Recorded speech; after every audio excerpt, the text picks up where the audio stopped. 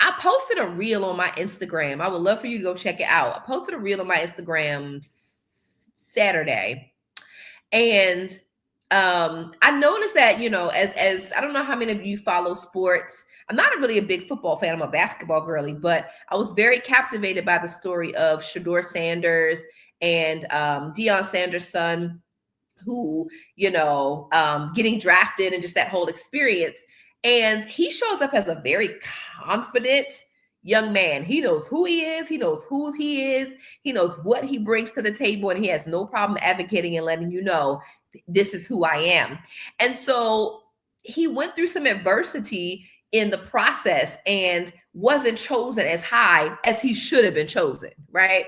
He should have absolutely been in the first round, one of the top recruits, and he wasn't.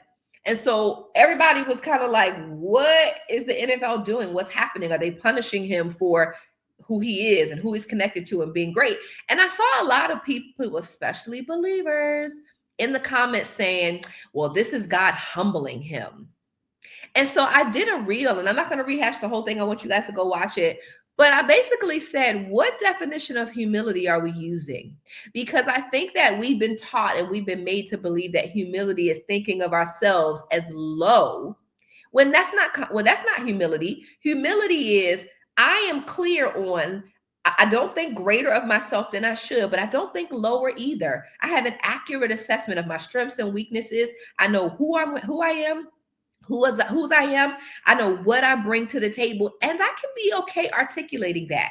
There's a difference between being braggadocious and just being confident, being prideful and arrogant and just knowing who you are.